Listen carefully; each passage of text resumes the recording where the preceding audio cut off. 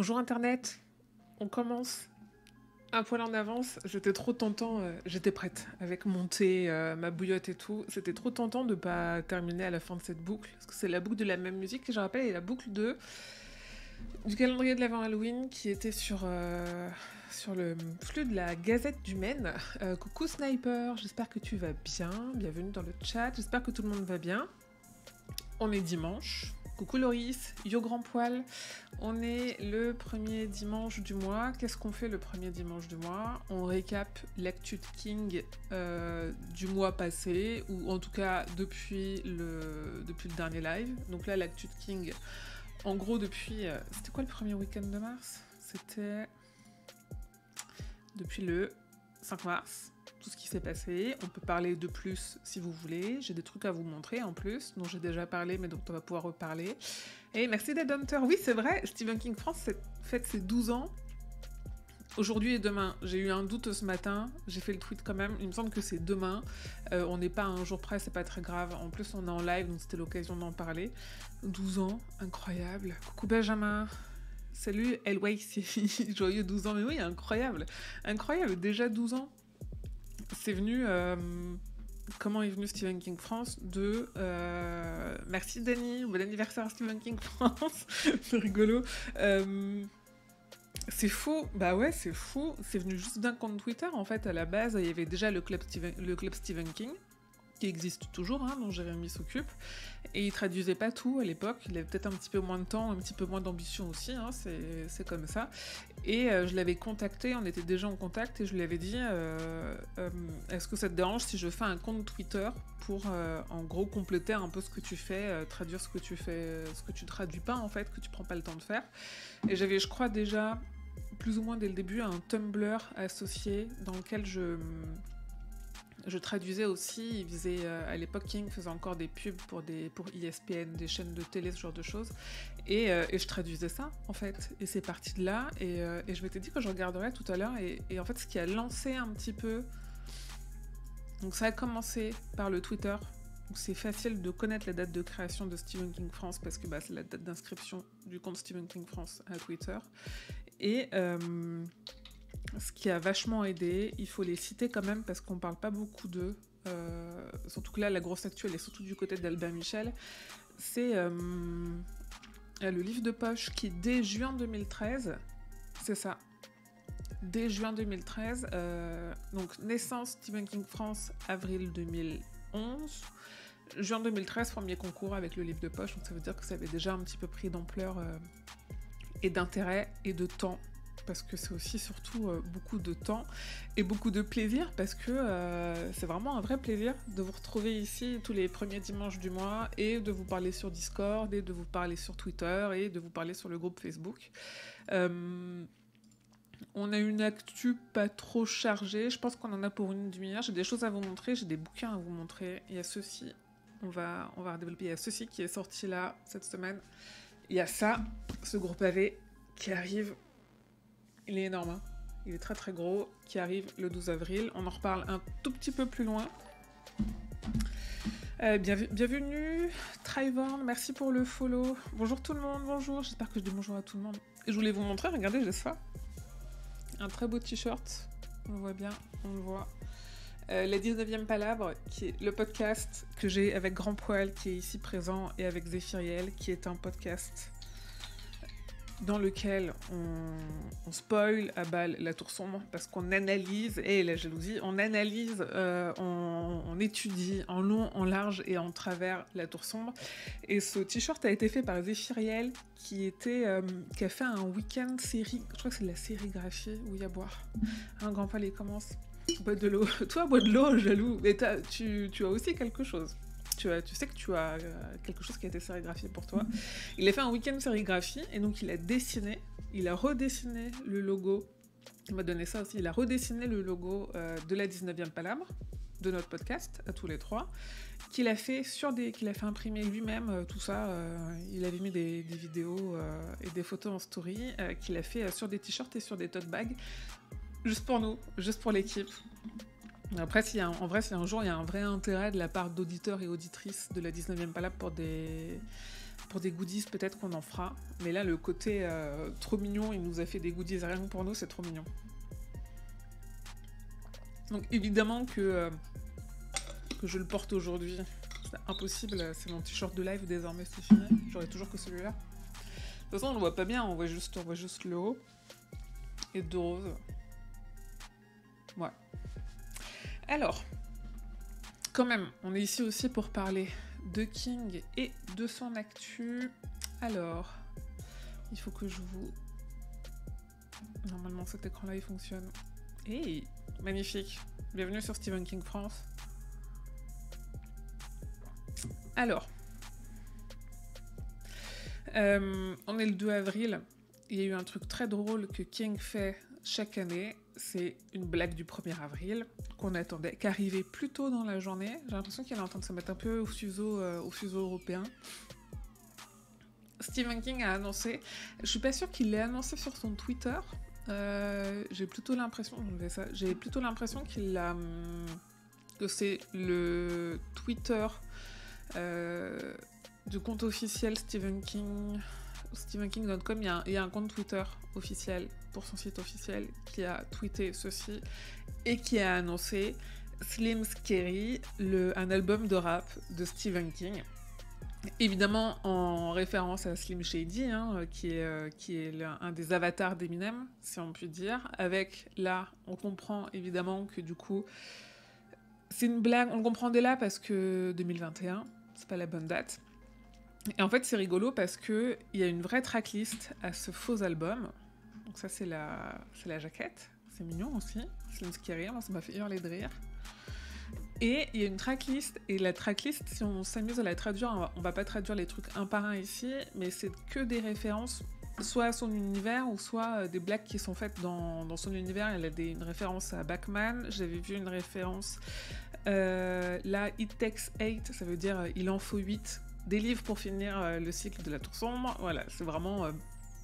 de A à Z. Captain Trips, c'est une référence au fléau, parce que Captain Trips, c'est le nom de la maladie dans le fléau, mais vu que le fléau, on le retrouve ailleurs, c'est aussi le nom d'une certaine grosse grippe dans plusieurs des histoires de King. Voilà. Comment je peux tuer simplement un personnage. Là, My, Myself and It, c'est le ça, le moi, le surmoi et le ça... dans la psychologie, qui a inspiré évidemment le ça de King et tout, voilà. Donc il y a ça qui a été annoncé. Jusque-là, en vrai, quand on sait pas qu'il a tendance à être blagueur et qu'on se dit c'est juste un vieux fou, on peut se dire que c'est plausible, sauf que là, bon, évidemment, avec la date, ça ne l'est plus. Et surtout, pour écouter une preview, il y a ceci. C'est évidemment une fausse preview, parce qu'à chaque fois, il nous fait le même coup, on se fait rickroller. Alors je coupe, parce que je me dis à tout moment, la VOD va être strike, juste à cause des droits sur Rickroll, mais voilà. Le Rickroll, si vous ne l'avez pas, c'est un grand mème d'internet pour dire je t'ai bien eu, je t'ai rickrollé. On met cette vidéo-là derrière un lien pour quand on veut un peu troller, dans l'idée. Sinon, côté... Alors, vraie actu, oui et non, mais vous souvenez-vous de Justine Loupé, qui est l'actrice qui a incarné Holly Gibney dans la trilogie, enfin dans la série Mr. Mercedes, adaptée de la trilogie Beetlejuice Gees. On a appris que Justine Loupé serait la comédienne qui lira le livre audio de Holly. Elle était géniale, ouais, pour moi j'aime beaucoup cette actrice. Alors je la connais que dans la série Mr. Mercedes, mais j'ai beaucoup aimé ce qu'elle a fait. Et surtout j'ai beaucoup aimé son interprétation d'Holly. Alors après elle a joué comme on lui a dit de le jouer, et comme ça a été écrit pour elle et comme elle a été dirigée. Néanmoins, je trouve que c'est une très bonne Holly, et je suis très contente de savoir que c'est elle qui lira le livre audio de Holly. Le prochain roman de King à paraître en anglais, qui paraît en septembre. On a déjà, je vais vous le montrer, on a déjà une couverture en anglais qui paraît le 5 septembre 2023 en VO. Évidemment en français, on ne sait pas. Voilà. Et c'est une nouvelle histoire sur et avec. Sur, on ne sait pas trop, au moins ça on est sûr, avec Holly Gibney, qui est la détective qu'on retrouve dans la trilogie Mr. Mercedes. Donc Mr. Mercedes, Carnet Noir, fin de ronde. On la retrouve après dans l'Outsider, on la retrouve dans Si ça saigne. Donc là, on a la 6e histoire avec Holly Gimley. Et donc, elle sera lue par une des interprètes, parce qu'il y a aussi une autre personne, une autre actrice qui avait joué Holly Gimley dans la série L'Outsider. Vu que c'est pas une grande franchise et qu'il n'y a pas un grand Kingverse au cinéma et à la télé, bah on a des mêmes personnages qui sont joués par des comédiens, des comédiennes différentes. Et sur le reste de son actu à lui, les grosses actus actuellement... Alors, je vous le remonte vite fait, il est sorti avec du retard, il est sorti le 29 mars, il me semble. J'ai un agenda sur le site, c'est très pratique. Non, bah non, ça c'est aujourd'hui, très bien. Il est sorti le 29 mars, parution de Nécro dans la collection Wiz d'Albin Michel. La collection Wiz d'Albin Michel, c'est leur collection jeunesse plutôt ado, qui a déjà... je crois que c'est le 10e, ils le mettent à l'intérieur. 1, 2, 3, 4, 5, 6, 7, 8, 9. C'est la 10e nouvelle de King à être publiée dans cette collection-là. Alors, c'est pas une inédite. Ne vous faites pas avoir. C'est ce qui est un peu compliqué avec cette collection, qui est très belle, hein, et qui a le mérite de, maintenant en tout cas, mettre en avant des nouvelles de King qui sont assez peu connues. C'est une nouvelle qui est à la base parue dans le Bazar des Mauvais Rêves, qui reparaît là dans un format inédit à 11,90 €. C'est pour les gens qui aiment collectionner, c'est pour les gens qui ont envie d'avoir une histoire entière sans avoir tout un recueil de nouvelles en même temps. Ça permet aussi de guider un certain public, en l'occurrence jeune, vers une nouvelle histoire, vers d'autres histoires, vers des histoires moins connues, parce qu'on en a eu quelques-unes de connues. On a eu Brume, qui est quand même archi connu, on a eu Le Corps, qui est la nouvelle qui a fait le film Stand By Me, et là, moi j'aime bien l'idée qu'ils puissent mettre en avant et faire des couvertures dédiées à des nouvelles dont personne n'a jamais entendu parler, genre Nécro, même moi je m'en souviens pas de cette histoire-là. Donc ceci, c'est varié, c'est cool. Après, évidemment, y en a plein qui disent ouais, c'est pas tellement pour adolescents. Mais je suis pas sûre qu'à partir de 15 ou 16 ans, je pense qu'on peut tout lire et que c'est plus une question d'âge, c'est une question de à quoi on est sensible.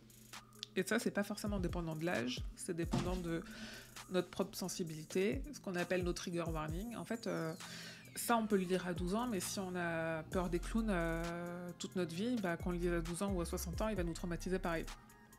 Donc c'est plus une question de sensibilité que d'âge. Donc là, c'est bien, ça permet au moins de se dire, ok, j'ai un ado qui veut lire du King, des choses qui sont à peu près accessibles au moins en termes de style d'écriture, c'est-à-dire peut-être une histoire un peu moins complexe ou écrite de façon pas trop complexe. Au moins, il y a ça. Sinon, la grosse actu pour les Kingos et les Kingas, oh là là, c'est terrible, pour les fans de King en France, c'est ceci. C'est... Alors, attends, j'ai plus de retour. J'espère que vous voyez bien. Attendez, je remets le retour. Oui. C'est Contes de fées. Chez Albin Michel, n'est-ce pas? Ça brille, c'est beau. Le nouveau roman de King, qui est un roman full fantasy, qui est énorme. Je me dis, je devrais faire ma muscu avec. Attendez, il fait combien de pages? 700... Jusqu'à la fin. Voilà, 729 pages. Il est magnifique, il est très beau. La couverture, c'est la reprise de la couverture américaine. Hein. Ça, il n'y a pas de secret chez Albin Michel. Il récupère et les droits sur le texte et les droits sur la couverture.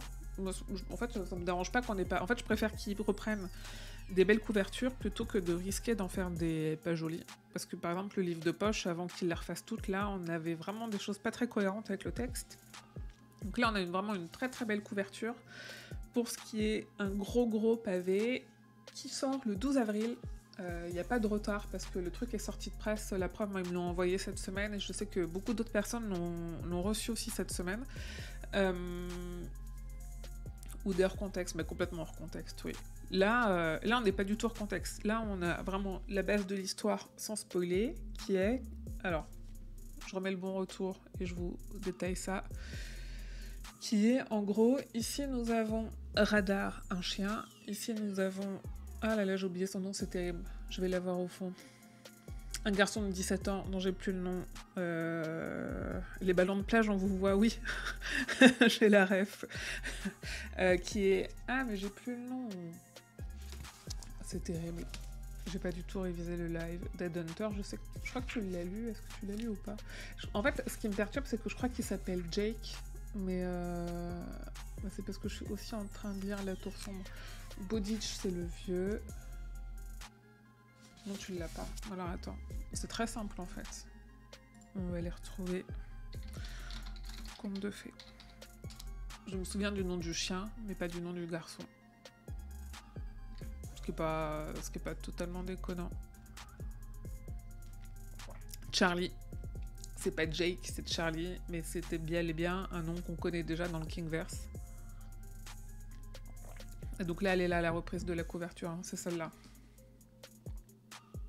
Il n'y a pas de...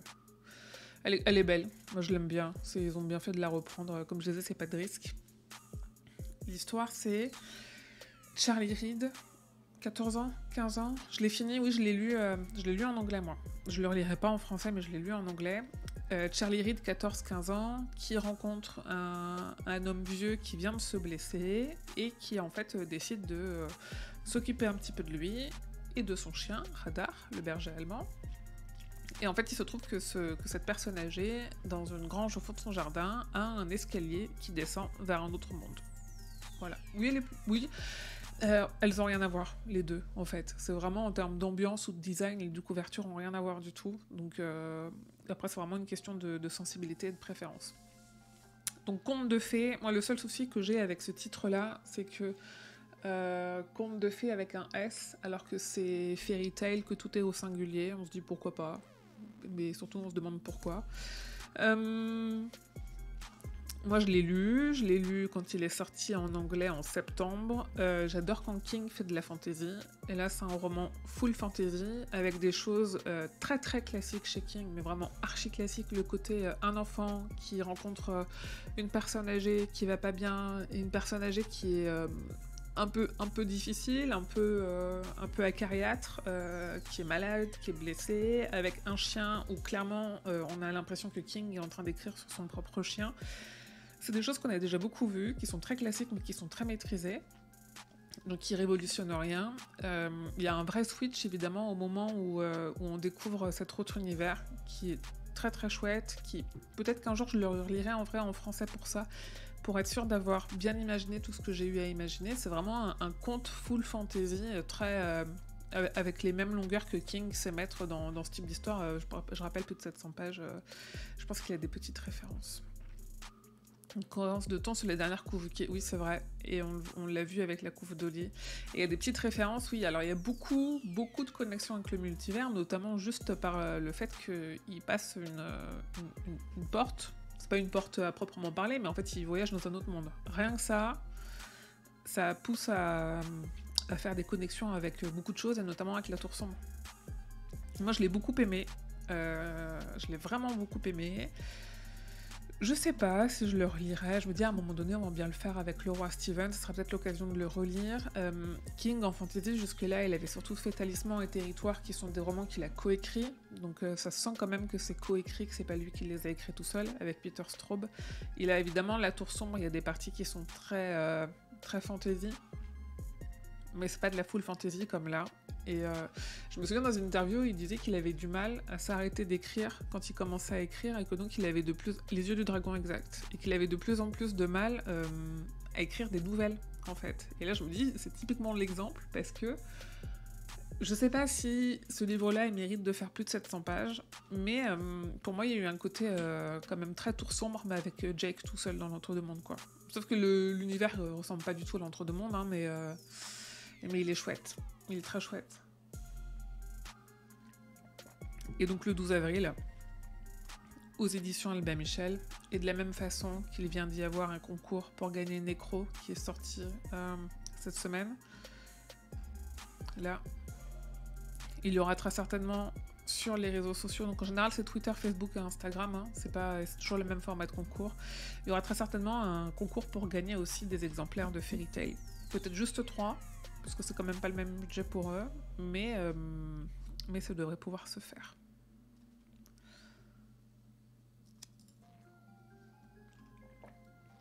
Je vous propose de passer aux adaptations pendant que je sirote mon thé au jasmin. On peut revenir sur ce sujet plus tard si vous voulez, il n'y a pas de souci. Côté adaptation, justement, on parlait de la Tour Sombre.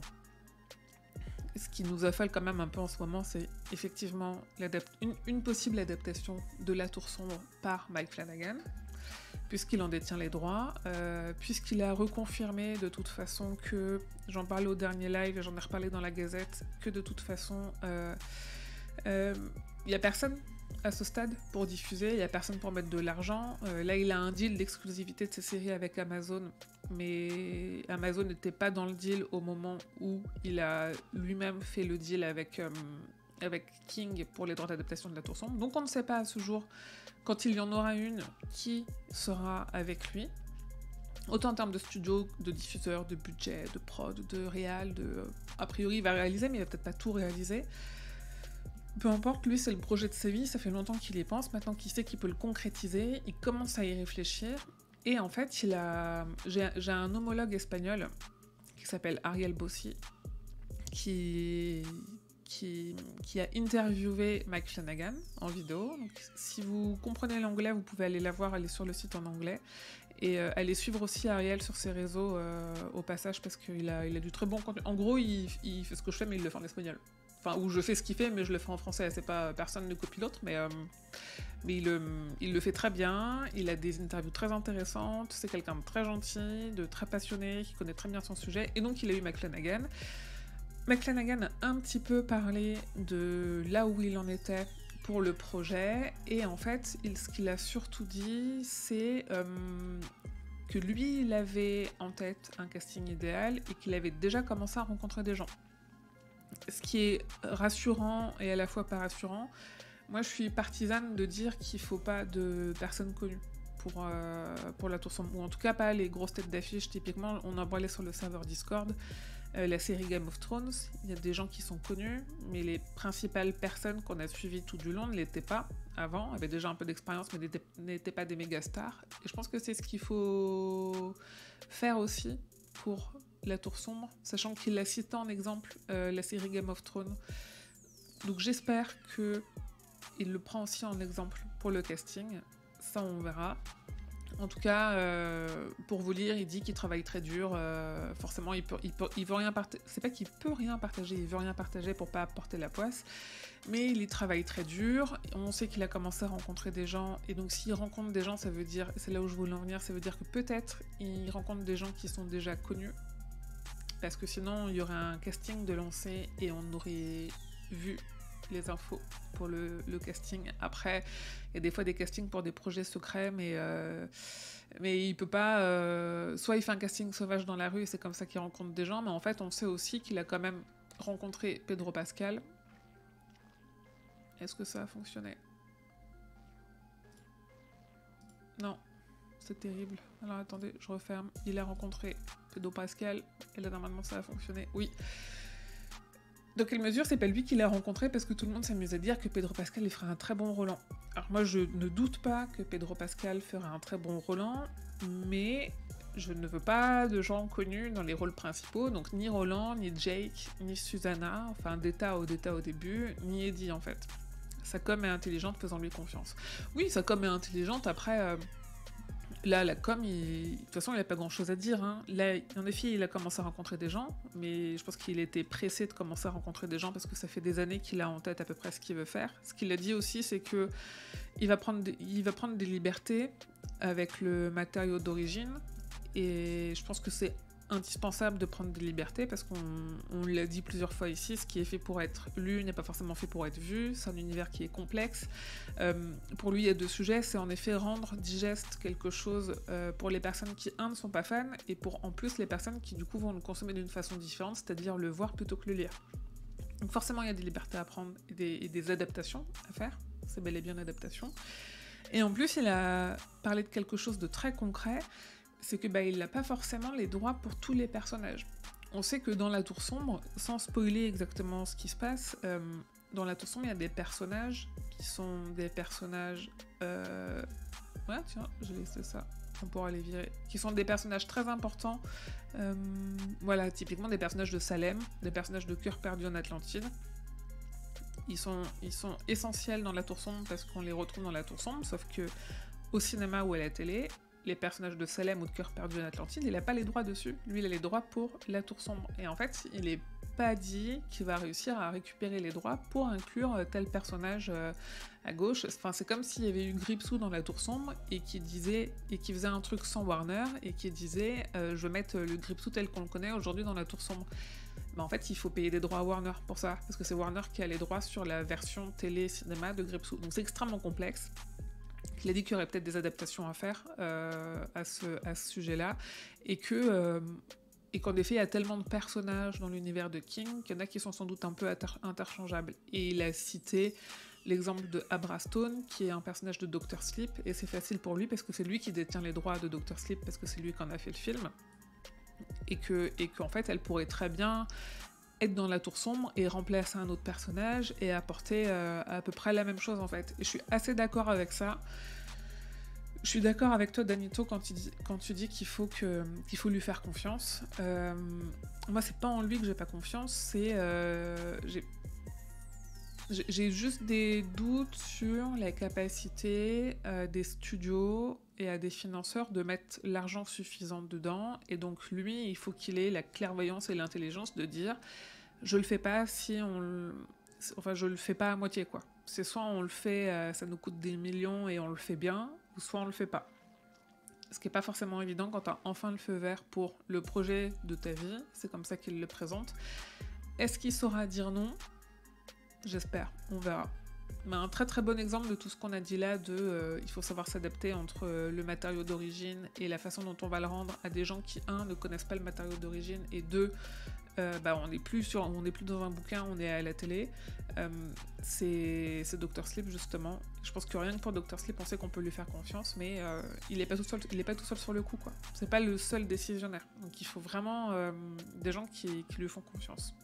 Sachant que il l'a dit dans une autre interview que le film La Tour Sombre a déjà un peu salé la terre. Il a dit ça comme ça, c'est-à-dire que le nom La Tour Sombre à des personnes qui ne connaissent pas King, ça évoque le film et ça évoque rien qu'on a envie d'aller voir au cinéma ou pas de suite qu'on a envie d'aller voir, en tout cas. Donc le travail là-dessus est un peu complexe pour lui, mais faisons-lui confiance et de toute façon, je pense qu'on a encore quelques années devant nous avant de voir quoi que ce soit vraiment de concret là-dessus, quoi.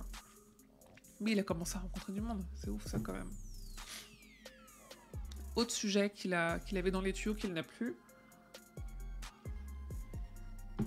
c'est ce projet de spin-off de Shining. En fait, au moment où il a sorti Dr. Sleep, l'idée derrière de Warner, je crois que c'était Warner.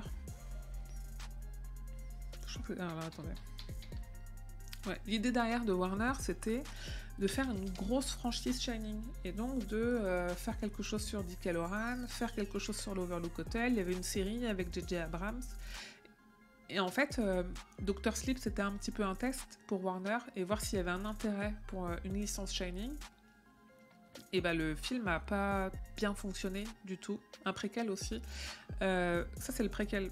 Je pense que tu parles du projet de J.J. Abrams, qui était une série, qui était aussi une série préquelle. Mais ça, c'est le truc sur Dick Hallorann, ça se passe avant, et ça devait raconter l'histoire de la famille qui était là avant, de la famille Grady. Et en fait, dans une interview avec Scriptpart, le podcast... Ah, coucou Zéphirine 19, très bien. Merci pour le follow, bienvenue. On est en train de parler des adaptations de King. Et des projets d'adaptation abandonnés. Il y en a un paquet.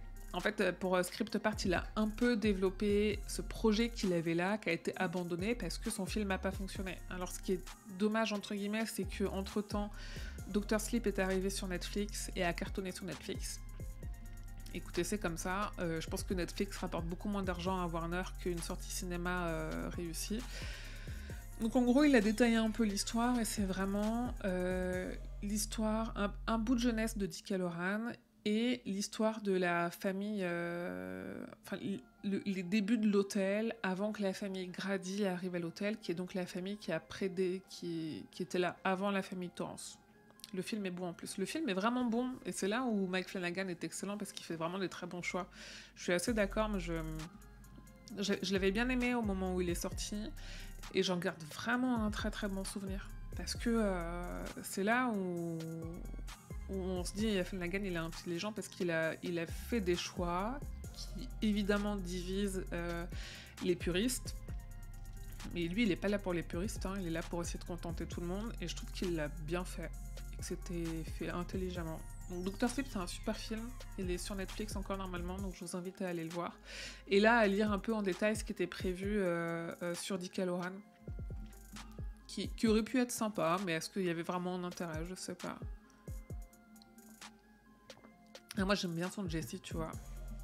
Je prédis pour Dr. Sleep un destin identique au film Les Évadés. À ce point-là, tu penses? Je pense qu'on peut plus faire un... Est-ce qu'on peut encore? Ah, peut-être. On verra, on verra. En fait, j'étais en train de me demander, est-ce que le bouche à oreille en streaming, c'est équivalent au bouche à oreille qu'on avait avant en loin de VHS? Je me dis oui. Spontanément, j'étais plutôt sur non, et en fait, je vois pas trop de choses qui me feraient vraiment dire que non.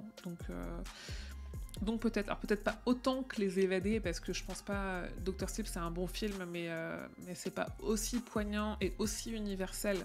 Parce qu'il y a ça aussi, hein, que Les Évadés, c'est que pour le coup, c'est universel et c'est très grand public. C'est ni aussi universel, ni aussi grand public que Les Évadés, mais oui, il y a un côté flop en sortie ciné, et puis au bouche-à-oreille, en fait, ça marche bien. Je pense pas que ça change vraiment. Non, finalement, je pense pas non plus, tu vois. Et donc, en parlant de Blu-ray, DVD, VHS, tout ça, nous avons ceci, qui a quand même droit, finalement, à une sortie Blu-ray, DVD. On le rappelle, c'est un nouveau film, Les Enfants du Maïs, Children of the Corn, qui s'est tourné pendant le confinement, en 2020. Donc on trouve sous le nom Children of the Corn 2020 alors qu'il est sorti en 2023. Et il a eu une sortie éclair au cinéma aux États-Unis en mars, pour finir 3 semaines après, c'était prévu. Hein. C'était dans leur plan de diffusion sur la plateforme Shudder, qui est une plateforme de streaming américaine. En France, on n'a pas... Vous pouvez le trouver en pirate. Moi, je l'ai vu comme ça. Hein. Je l'ai piraté, parce que de toute façon, il se trouve pas. Et du coup, il sort en Blu-ray et DVD au mois de mai, le 9 mai 2023. Alors, outre-Atlantique, mais maintenant on peut se faire livrer, évidemment en France. On n'a aucune idée, aucune info d'une diffusion en France, que ce soit en DVD ou que ce soit sur une plateforme de streaming. Typiquement, Shadows pourrait très bien le récupérer. Voilà. Je suis pas certaine que une 12e adaptation des Enfants du Maïs était aussi nécessaire. Ça s'est un peu présenté comme un préquel, et je trouve que c'est pas tant un préquel que ça. Il y a juste un twist à la fin qui peut nous faire dire ah oui d'accord, en fait c'est un préquel. C'est des enfants dans du maïs qui pètent les plombs et qui tuent tous les adultes. Hein. C'est les Enfants du Maïs. La VHS permet justement de redécouvrir des films. On a tout en instantané, ouais. Ah, sous-titre français. Écoute, c'est fort possible. Est-ce que ça va être... Alors, je rappelle, hein, si je mets des liens Amazon, c'est parce que si vous achetez avec ces liens-là, ça me reverse une micro-commission qui m'aide à faire vivre le site. Mais si vous pouvez, si vous avez... Non, bon, c'est pas marqué là. Je pense que j'ai oublié le nom des détails. Alors. Ouais, sous-titre français. Bien joué. Sous-titre anglais malentendant, sous-titre espagnol et sous-titre français. Donc ça fait le job. Et pour ceux qui comprennent l'anglais, ils se regardent très très bien en anglais. Hein. Moi je l'ai vu en anglais, ça passait très bien. Il n'était pas nécessaire. En vrai, il n'est pas si pire que ça. DVD Zone 1, oui, mais Blu-ray. Le Blu-ray passe. Il n'est pas si pire que toi, Dead Hunter, et toi, Grand Poil, c'est encore là. On avait parlé sur le Discord. Moi, j'ai passé un... En fait, il y a plein de choses qui sont mauvaises. Il a plus de budget que ce que j'aurais pensé. Il a un côté vraiment divertissant... Pas tout à fait... Pas vraiment nanar quand même. Juste un film d'horreur pas très bon, mais pas non plus abominable, quoi. C'est le pire de tous, sa vie perso, bien sûr. Oui, pour moi, c'est pas le pire de tous. Mais il y a du budget, hein, c'est fou. La gamine joue bien. La gamine, c'est vraiment la peste de cet âge-là, comme j'ai pu en voir, moi, dans ma cour d'école à cet âge-là. Hein. C'est... Très bien invention. Côté adaptation, il y a une version en livre qui sort du scénario de, je vais le dire avec mon accent, attention, de Sinner, qui est l'adaptation en cinéma de La peau sur les os, qui est un film qui est sorti en 1996, réalisé par Tom Holland. Le scénario a été écrit aussi par Tom Holland et par Michael McDowell. Michael McDowell, que vous connaissez peut-être parce que c'est lui qui a fait Blackwater, qui a complètement chamboulé la littérature l'été dernier, parce qu'il a été enfin traduit aux éditions de Maison Toussaint Ouverture l'été dernier. Et quand ils ont fait leur promo en parlant de Blackwater, ils disaient machin inspiré King, c'est très Kingien et tout. En effet, il y a des liens entre King et Michael McDowell, mais on va pas en reparler là. Bref, Michael McDowell et Tom Holland ont écrit le scénario de l'adaptation La peau sur les os, et la maison d'édition Encyclopocalypse, je crois que c'est ça. Où est le nom de cette maison? Ah, la Encyclopocalypse, c'était ça. A publié en anglais, évidemment, le scénario. C'est Drazik qui te fait dire que c'est pas le pire. J'étais pas prête. Vraiment, j'étais pas prête de voir Drazik dans Les Enfants du Maïs. Et je l'ai reconnu direct, mais je savais déjà qu'il avait été pas mal dévisagé par un accident. Mais il est plutôt bien vieilli pour quelqu'un qui a été dévisagé par un accident. Après, c'était évidemment complètement objectif. Moi, je l'ai vu en bonne compagnie aussi, ça aide, tu vois. Je pense que j'aurais été toute seule devant ma télé. J'aurais été sur mon téléphone la moitié du temps. Alors que là, t'es devant, tu discutes. Oui, il joue pas mal, mais c'est pas si mal joué. Je trouve que celle qui est réellement insupportable, c'est elle, la jeune adulte, on va dire, la grande sœur, là, qui est vraiment relou, qui, en fait, si tu fais un jeu où tu te touches les cheveux à chaque fois, où tu bois à chaque fois qu'elle se touche les cheveux, tu es rétamé en moins de 10 minutes. Elle a plein de tics, c'est insupportable, elle joue pas archi bien, mais elle joue bien. Eux, là, tous ne servent à rien. Lui, on a envie de le claquer. Mais il y a des bons trucs. Il y a des bons éléments, il y a des bonnes mécaniques, il y a des trucs qui fonctionnent. Il y a de la thune en plus, vraiment. Le pasteur joue bien aussi. Oui, le pasteur joue bien. Le père, quoi. Ouais, c'est pas un grand film, évidemment, qui se fait déglinguer par la critique parce qu'il est loin d'être un film que la critique appréciera. Et c'est peut-être parce que du coup, j'en attendais rien, donc j'étais agréablement surprise. Au niveau écriture, FX, c'est catastrophique. Ah, il y a des FX. Oh là là, toute la dernière demi-heure, là. C'est les explosions, c'est un film pour Hurd. Hurd, si tu es là, je t'en supplie, regarde ce film. Les explosions sont... Oui, c'est des petites maquettes, quoi. Mon Dieu. Ça, plus les créatures. Et tu dis, non, il fallait pas la montrer. En parlant de créatures, Welcome to Derry, c'est la série préquelle, on est encore sur un préquel, la série préquelle à ça, qui est censée... Alors, on en sait peu de choses, mais à la base, ils nous l'avaient vendu comme une série qui nous raconte les origines de Gripsou, les origines de Derry, les origines du mal de Derry, l'arrivée de Gripsou à Derry, machin. Après, quand je dis Gripsou, c'est plutôt les origines de ça, parce que Gripsou, c'est une des formes de ça. Puis la créature et le dernier plan, oui, on est d'accord. On s'était dit que, en fait, si dans Welcome to Derry, qui donc a été officialisé, le tournage commence ce mois-ci, là, au mois d'avril, vu que ça se passe normalement dans les années 60, il y aura encore certainement un clown, donc ça sera certainement Bill Skarsgård, parce que quand même la licence, vu que c'est les mêmes personnes qui ont fait les films, s'ils refont un clown, ils vont refaire avec le même clown, ils gardent la licence complète. Et en fait, dans une interview, Bill Skarsgård a dit « Ah non, moi j'ai pas été contacté pour ce projet-là, je suis pas impliqué, Et donc du coup, en fait, lui-même part un peu du principe, enfin il suppose, mais il le dit quand même, il dit « Si quelqu'un d'autre obtient le rôle de Gripsou, mon conseil est de se l'approprier. » Il dit « Si quelqu'un d'autre obtient le rôle de Gripsou, mais en fait on n'est même pas sûr qu'il y a un rôle de Gripsou. » Et c'est là où moi je voudrais mettre un coup de frein un peu à tous les médias, ça n'a pas fait la une de la presse, mais on est quand même plusieurs en France, et que ce soit dans le domaine un peu de l'horreur ou purement King, donc en France, en Europe, et tous les Bloody Disgusting et tout, qui se sont dit « Oh là là, non, c'est pas Bill Skarsgård qui jouera Gripsou. » Mais en fait, on ne sait pas.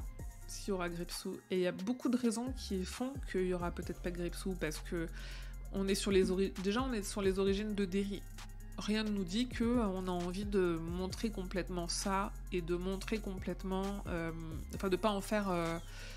un peu, en fait, vu des adultes, à Derry, il n'y a pas de créature. Il y a juste une influence invisible. L'influence de ça sur Derry, c'est ça, c'est une espèce d'influence invisible. Ça, il est visible que par les enfants, parce que c'est à eux qui fait peur, donc c'est à eux qui se montrent.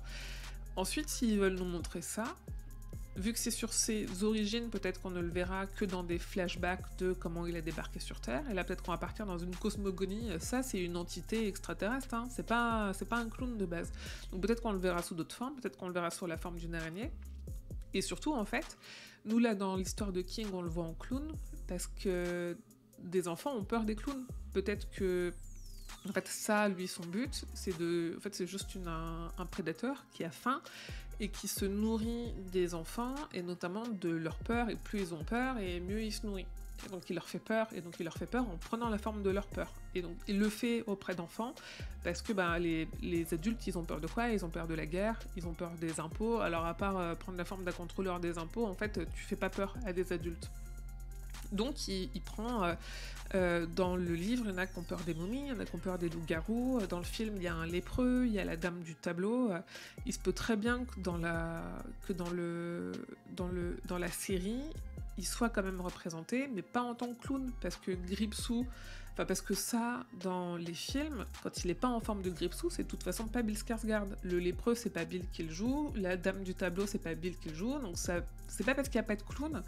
c'est pas parce qu'il n'y a pas Bill qu'il y a quelqu'un d'autre qui fera un clown. Il n'y a peut-être pas un clown. Peut-être une forme inédite. En vrai, ça serait trop bien. Moi, j'ai adoré la forme inédite de la dame dans le tableau dans la version 2017, quoi. C'est trop bien. On verra peut-être la tortue. Peut-être. Non, aucune communication sur le synopsis. Et c'est pour ça on n'en sait rien. On n'a aucune idée de cette histoire-là. Et quand ils ont officialisé il y a quelques semaines avec HBO Max... King, la seule chose qu'il a dit, c'est « Ravi que l'histoire de Derry, la ville la plus hantée d'humaine, se poursuive ». Il n'a même pas parlé du clown. Il avait fini en disant ballon rouge partout et tout, pour dire qu'il y aura peut-être des ballons machin. Mais il a même pas dit qu'il était content que son personnage soit développé.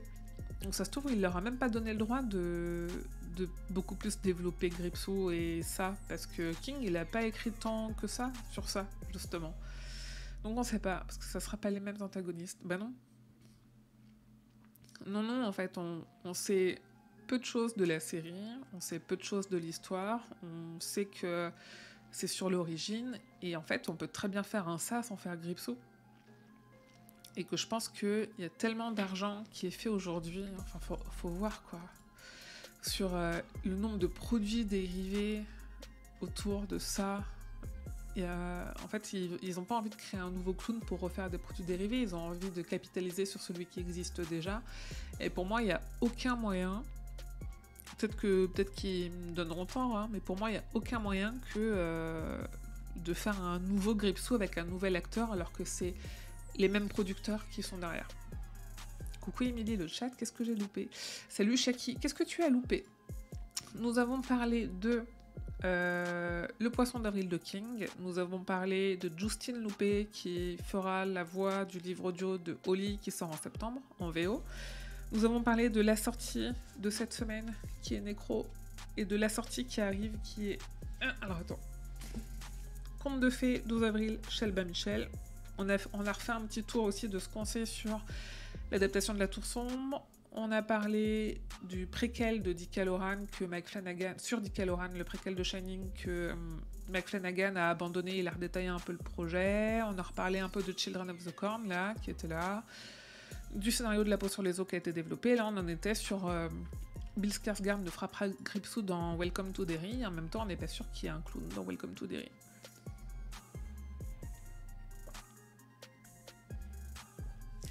Et ça serait pas mal qu'un l'overdose avec les deux films, je suis tellement d'accord.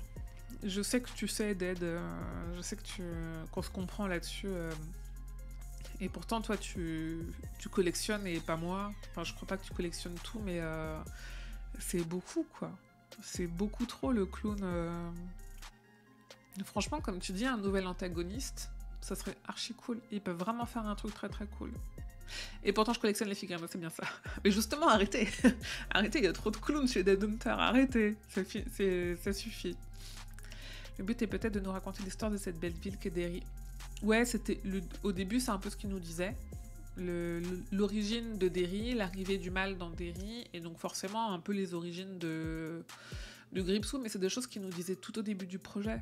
Donc ça se trouve, ils ont changé de version 150 fois. Ça se trouve, King a dit non, hors de question que vous fassiez ça comme ça. Vous inventez pas autour de Gripsou parce que ça va changer trop de choses dans mon univers. Donc merci pour ce résumé concis et efficace. Avec plaisir. De toute façon, ça sera en replay sur le Twitch. Je crois que ça reste 2 mois. Et en replay dès demain sur YouTube, toute cette partie actu. D'ailleurs, avançons parce que j'ai avancé d'1 heure l'heure du live parce que, en toute transparence, je suis les MotoGP et j'avais pas vu que le MotoGP d'aujourd'hui était à 19h. Donc du coup, il faut qu'à 19h, je sois à 19h ou à 20h? Peut-être à 20h. Bref, pas plus de 3 heures de live, en gros, c'est ce que ça veut dire, mais on a le temps. Pas de release date du premier album de Slim Scary, non. Non, pas du tout. Mais c'était vraiment drôle. Ensuite, oui, Creepshow, puisqu'on est dans les séries, il y a assez de matière dans ça pour imaginer une origin story avec Mathurin, les liens avec la tour sombre, etc. Ouais, mais je suis pas sûre que c'est ce qu'ils veulent faire. Tu vois. Après, tu vois, ils ont eu plus d'argent pour le chapitre 2, donc ils sont un peu plus amusés avec les lueurs mortes et compagnie. Moi, j'aurais bien aimé que J.J. Abrams le fasse avec Castle Rock. Je sais qu'on partage le même deuil pour la fin de la série Castle Rock, et je pense que lui, il aurait pu le faire à un moment donné. Surtout qu'il avait vachement commencé à allier le truc à la tour sombre avec les carillons qu'on entendait dans les bois et tout. La présence de Bill Skarsgård aussi, ce personnage dans Castle Rock est assez incroyable. Les 2 saisons, hein. Peut-être, je suis pas sûre que ce soit leur ambition. Après, en effet, c'est étonnant parce que on avait vu comme ils nous ont tartiné du clown pendant des années. Ça aurait été facile de penser qu'ils allaient capitaliser dessus. On est 19 sur le live, excellent. Parfait, bravo, restez comme ça, touchez à rien. On aurait pu penser qu'ils auraient voulu capitaliser dessus. Ça n'a pas l'air d'être le cas. Ce qui est, à mon avis, plutôt une bonne chose. Bon, ça, on l'a déjà dit parce qu'on peut plus en souper du ça.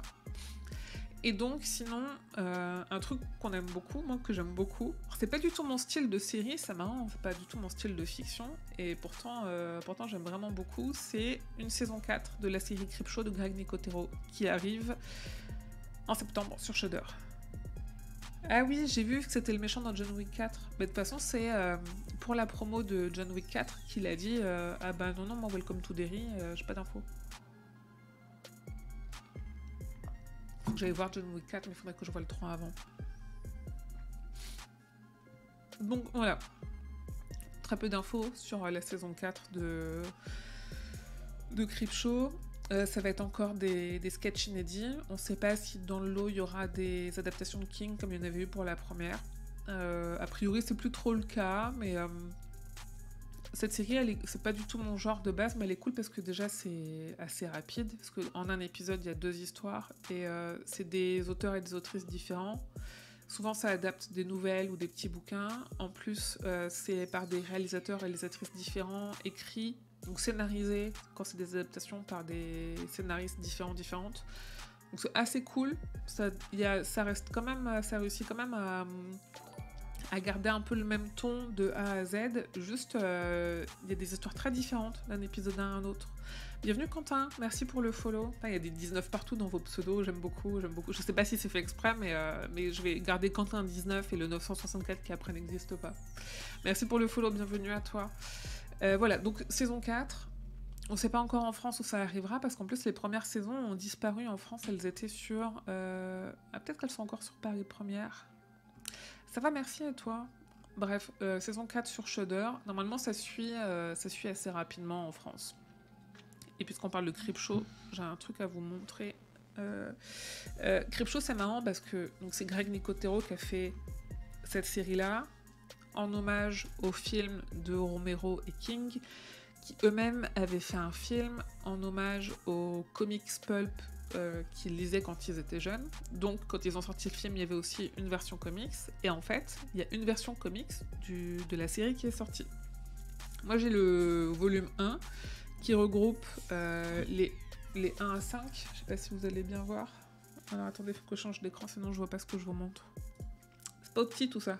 Là, ça regroupe les 1 à 5, on le voit. Donc, c'est le volume 1 en anglais. Il est sorti là il y a pas longtemps, il a été vachement retardé. Que j'ai pas lu encore, que je vais bientôt lire, qui apparemment a plutôt bien fonctionné. Donc c'est un volume 5, on peut appeler des épisodes. Greg Nicotero a annoncé, je vous le montre tout de suite, qu'il y aura une saison 2 de ce comics-là.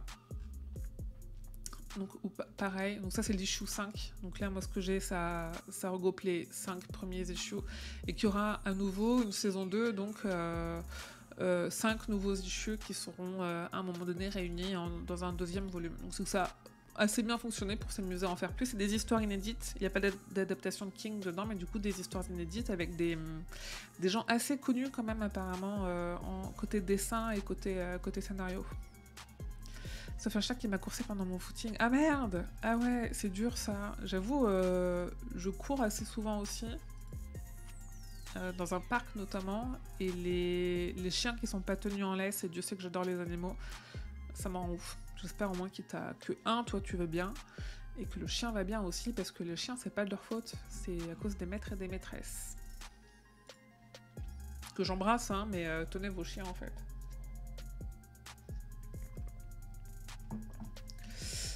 Je sais pas d'être si t'as lu Saint-Bernard plein de bave. Si tu as lu Creepshow, j'ai pas vu beaucoup de monde en parler en France. Faudrait que je refasse un post, je pense, avec ceci. Les dessins sont cool, c'est vraiment...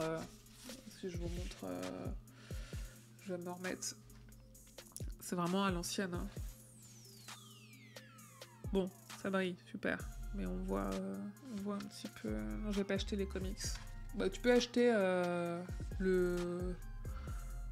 C'est pas très gros, je pense qu'en vrai je le lirai dans le métro, ça sera très bien. Tu vois, il se transforme bien, en plus c'est en couverture souple, donc tu peux acheter tout le premier volume, en passant par un lien sur le site évidemment pour me reverser de l'argent au passage. Merci, bonsoir. Ensuite, on n'a pas parlé de quoi?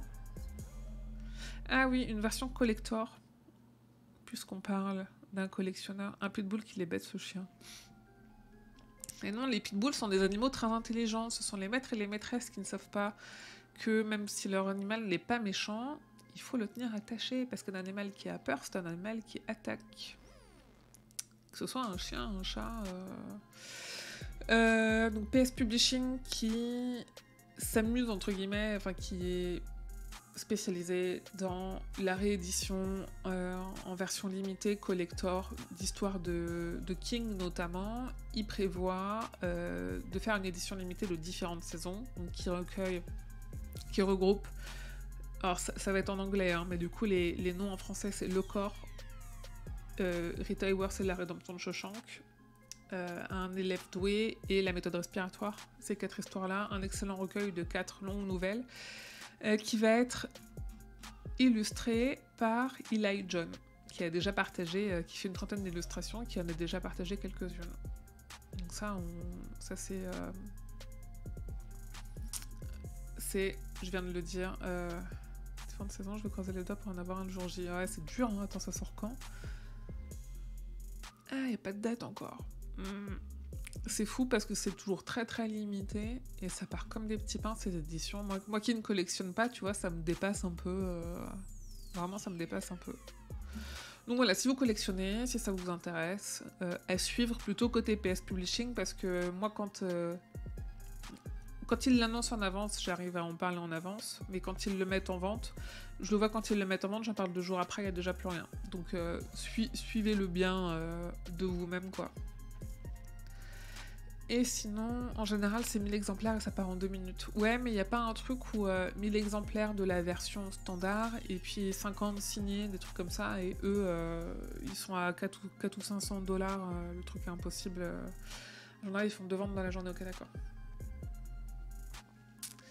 Ouais, bah tu vois, ils sont tous signés, d'accord, ok. Pas forcément par King, hein, mais au moins par Eli John, là, du coup. Très bien. Et sinon, à noter, si ça, potentiellement ça intéresse assez peu de monde, mais il y a eu vachement de critiques de Gneu, ça vole le travail des illustrateurs. La personne qui a fait ça, donc on parle d'une version anime japonais de Carrie qui a été créé par intelligence artificielle. En fait, c'est une personne, c'est un Olivier Drosson qui est un créateur de contenu, mais qui est surtout un illustrateur et un animateur, je sais pas comment on peut dire ça, qui lui-même fait de l'animation vidéo, qui a testé Midjourney et qui a publié son test, c'est tout. Et il l'a testé en faisant une version de Carrie, en parodiant le parodiant sans le côté un peu moquerie qu'il y a dedans, en copiant, en copycatant, par exemple, un style à Studio Ghibli, en faisant un Studio Grizzly, par exemple. Et en vrai, ça rend assez bien. Mais c'était intéressant, lui, vu que c'est son travail de faire de l'animation, de voir comment fonctionne une IA, en fait. De voir les limites de l'outil, est-ce que c'est vraiment un danger pour lui. C'est surtout pour cette expérience-là que c'était intéressant. Au moins de vous en parler, et moi je l'ai pas regardé, hein. Honnêtement, ça m'intéressait pas plus que ça, mais au moins je vous en ai parlé. Et la dernière info, et pas des moindres, et je vous en ai un tout petit peu parlé au tout début. Alors, il n'y a pas eu d'épisode du roi Steven au mois de mars. On est un chouïa à la bourre en termes de montage. Mais il y a un podcast qui sort vraiment à date fixe, c'est la 19e Palabre. Je vous remets le lien, il n'y a pas de petit plaisir, hop. Qui est le podcast de Zéphiriel, Grand Poil et moi, où on étudie, décortique en long, en large et en travers La Tour Sombre de Stephen King, en commençant par Le Pistolero, où en fait on relit et on étudie tout ce qui prépare, la méta, ce que ça veut dire ça sur ce qui va se passer à tel moment du cycle, machin. Donc je vous remontre mon t-shirt, mon magnifique t-shirt qui a été fait par Zéphiriel de ses mains. Et donc on a sorti notre 3e épisode le 19 mars. Le 4e épisode sortira le 19 avril. Et donc dans cet épisode-là, on a étudié L'Oracle et les montagnes, le 3e chapitre du 1er tome du cycle La Tour Sombre, donc autant vous dire qu'on est parti pour un moment. Et le tome 5 du Philo qui sort le même jour que le Conte de Fées aussi, je crois. Oui, tu anticipes un petit peu, c'est très bien, tu me fais une très bonne transition, parce que la dernière partie de mon live, ça finit toujours un peu... Je reprends un peu le même conducteur que pour la Gazette, et je finis toujours par l'agenda. Donc ça c'est aujourd'hui, j'ai pas changé l'heure, mais parce que là il y a course de moto que je veux pas louper, donc on est là. Le 12 avril, en effet, parution de Conte de Fées. Je vous le remonte une dernière fois avant qu'on parte sur Alan Wake.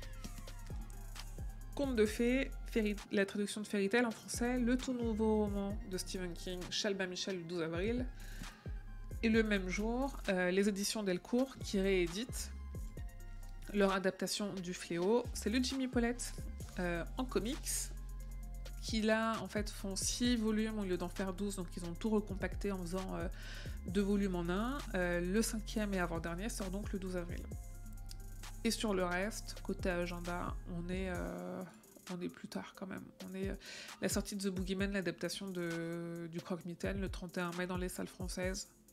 D'ici là, on aura fait un autre live, notamment le live du... Le 7 mai, normalement, on se retrouve en live. Ici, pour l'actu de King, en avril, du coup. Et voilà. Ouais, je suis assez curieuse aussi. La bande-annonce fait peur, hein.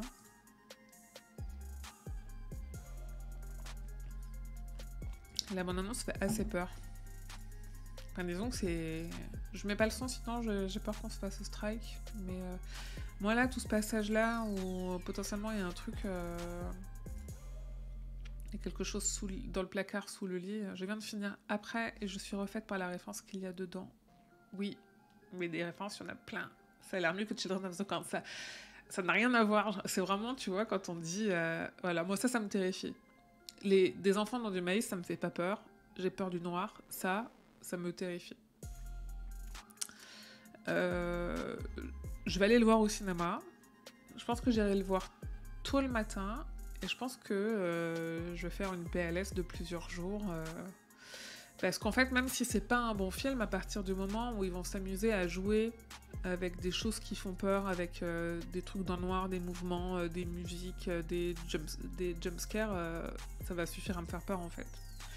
Donc là ça va parce qu'il n'y a pas de son, mais c'est pas fifou quand même en termes de... Je suis pas archi à l'aise quoi, voilà. Des yeux dans le noir, le pire truc possible. C'est absolument tout ce qui me trigger en fait, même dans mon quotidien aujourd'hui quoi. Donc après quand t'as une phobie du maïs, Children of the Corn, ça te fait plus peur que ça, hein, si t'as pas une phobie du noir.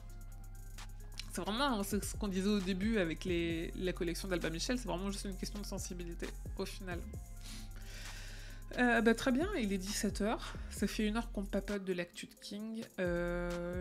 As-tu vu King on Screen sur OCS? Et si oui, quel est ton avis? Je l'ai vu. Alors, King on Screen, je l'ai pas vu sur OCS, je l'ai vu parce que Sébastien me l'a envoyé, Sébastien qui est le producteur. Parce qu'il est fait par 2 Français, Sébastien Cruz et Daphné Bewir, elle est là. Je les avais rencontrés, moi, j'avais déjeuné avec eux tout au début de leur projet, qui était avant le Covid, donc c'est dire. Donc il est en effet, il est en ce moment sur OCS.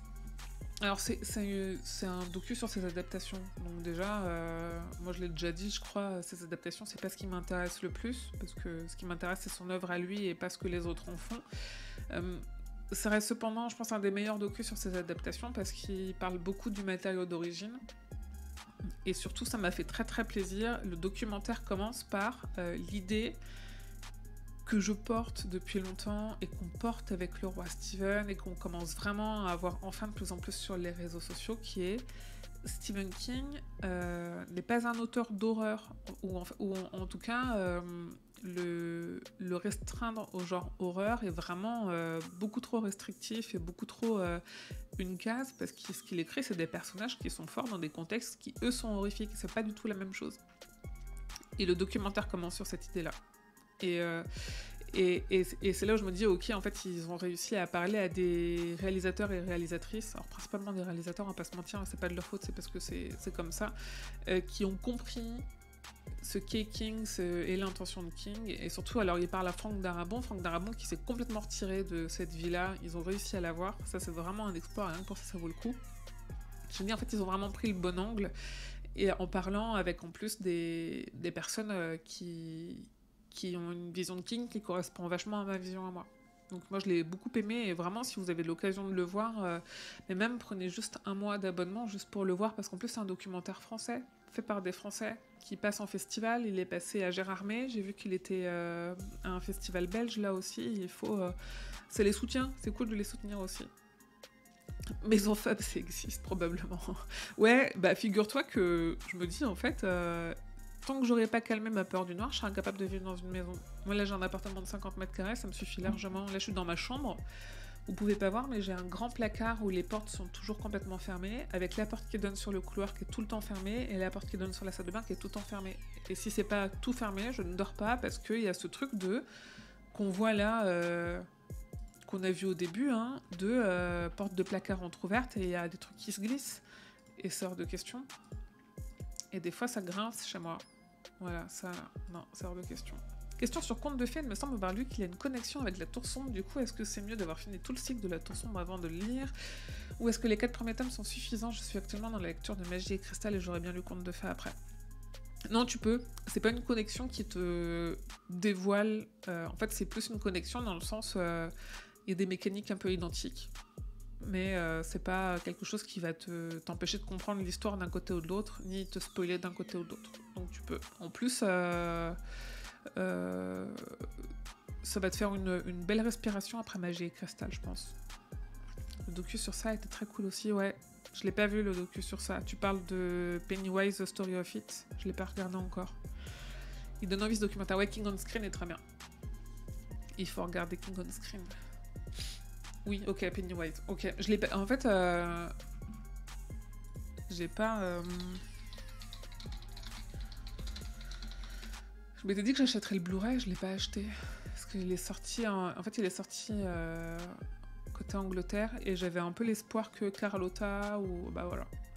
Que Carlotta ou SC le sortent en France et qu'on fasse un partenariat et qu'ils me l'envoient, que je le fasse gagner et tout. J'avais du mal à trouver, mais il est sur... Oh, il est sur Prime maintenant. Ah non, je peux pas me connecter à Prime là, mais attends bien, je vais aller vérifier sur mon téléphone. Sur Prime, tu dis... Genre Prime France ou Prime parce que t'as un VPN. Genre si je tape Pennywise, il va me le sortir. Ça chapitre 2. Ça... Non, je le vois pas. Bonne question. On voit les gens avec des VPN. Qui est le premier, ça aussi. Ah, attends, si, c'est un documentaire, c'est ça? Ah non, parce que c'est un truc qui date de 2003, donc c'est pas ça. Bien, il est même pas à la location, tu vois. J'ai même pas de VPN. Peut-être US, alors j'ai même pas de VPN. Ok. Je regarderai, en effet, s'il est disponible quelque part depuis la France. Il me semblait pas hein, qu'il était dispo en France. Mais j'ai peut-être loupé des trucs. Et j'ai surtout peut-être oublié. Ça m'arrive. Bienvenue à toi, l'étrange live. Ah, l'étrange live, je les livre, forcément. L'étrange live de Mister LOL. Bienvenue, merci pour le follow. Je l'avais trouvé en VOSTFR, mais le lien est mort. Ok, ah oui, ouais, mais tu parles de piratage. J'ai même pas essayé de le pirater, tu vois. J'avais vraiment espoir qu'il sorte en France et qu'on monte un partenariat. Hein. Toi, là, il n'y a même plus ça. Il était sur Screambox aux États-Unis, c'est peut-être là où tu l'as vu. Ou en tout cas, là où tu as réussi à le récupérer.